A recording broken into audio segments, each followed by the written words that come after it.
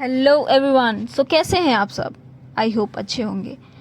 सो poster देख के तो आप सब समझ ही गए होंगे किस मूवी के बारे में बात होने जा रही है। तो यस, आज हम बात करने जा रहे हैं कभी अलविदा ना कहना मूवी के बारे में। पहले मैं इसकी समरी दे दूं, फिर हम इस मूवी के कारनामों के ऊपर बात करेंगे। तो फिल्म न्यूयॉर्क में सेट है और दो शादीशुदा कपल्स के ज़िंदगी के आसपास घूमती है। देव शरण एक टैलेंटेड फुटबॉल प्लेयर होता है, लेकिन उसका एक्सीडेंट हो जाता है।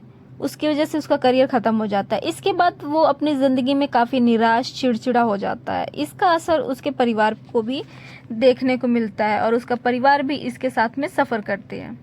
दूसरी तरफ माया अपनी शादी में इमोशनल कनेक्शन की कमी महसूस करती है। बाहर से सब कुछ ठीक दिखता है, लेकिन अंदर वो खुद अकेला महसूस करती है। और किस्मत से देव और माया की मुलाकात हो जाती है।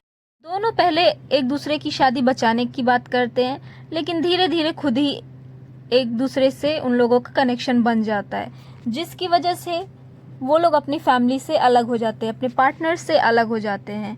और ये सारी चीज़ों का पता जब उनके पार्टनर से होता है तो ऑब्वियसली वो लोग एक साथ तो रहेंगे नहीं, तो सब अलग हो जाते हैं। और लास्ट में ये लोग मिल जाते हैं, मतलब माया और देव मिल जाते हैं और इनका यहाँ पर दी एंड हो जाती है, यानी कि हैप्पी एंडिंग हो जाती है। तो ये एक स्टोरी है। बिना अपने परिवार की फिक्र किए, अपने पार्टनर्स की फिक्र किए, इन सब से कोई मतलब नहीं है। ये लोग सिर्फ अपनी लाइफ स्टार्ट कर देते हैं दोबारा से। तो ये पता नहीं क्या नशा फूक के ये मूवी बनाई गई थी और क्या इसका मतलब सेंस निकलता है, मुझे तो कुछ समझ में नहीं आया। बट तुम खुद सोचो, अपने न्यूयॉर्क में दो लोग रहते हैं जो अपनी अपनी शादी से खुश नहीं होते हैं। एक दिन अचानक से मिलते हैं और फिर सोचते हैं चलो एक दूसरे को रिलेशनशिप एडवाइस देते हैं, लेकिन एडवाइस देते देते खुद ही इमोशनल रोलर कोस्टर पे चढ़ जाते हैं। इधर घर वाले सोच रहे होते हैं सब नॉर्मल चल रहा होता है, क्या दिमाग लगाया है। ठीक है, अचानक से सडनली ये लोग मिलते हैं, अनजान होते हैं, अजनबी होते हैं, लेकिन एक दूसरे को ऐसे एडवाइस देते हैं और एडवाइस देते देते एक दूसरे के साथ में इमोशनली कनेक्ट हो जाते हैं। ठीक है, चलो देव को तो चिड़चिड़ाहट होती थी, उसको पास तो फ्रस्ट्रेशन था वो तो। और हाँ, देव का एक बच्चा भी है। ठीक है, वो अपनी पत्नी से प्यार नहीं करता है, बस उसका एक बच्चा है। ठीक, और उस बच्चे पे भी अपनी फ्रस्ट्रेशन निकालता है, अपनी बीवी पे भी अपनी फ्रस्ट्रेशन निकालता है। तो किसी तीसरे इंसान के साथ में वो इतना कंफर्टेबल कैसे हो गया? और माया अपने पति से इमोशनल कनेक्शन फील नहीं करती है, बट दूसरे इंसान से वो प्रॉपर इमोशनल कनेक्शन फील कर रही है। ठीक है, ये इन लोगों का चल रहा है। उसके बाद भी ये लोग एक दूसरे को जस्टिफाई करते हैं, अपने आप को छोड़ के अपने हस्बैंड एंड ये दोनों शक करते हैं अपने हस्बैंड एंड वाइफ पे। ठीक है, और खुद इन लोगों की नीयत खराब है, लेकिन शक पे किस पे कर रहे हैं? अपने पार्टनर्स पे।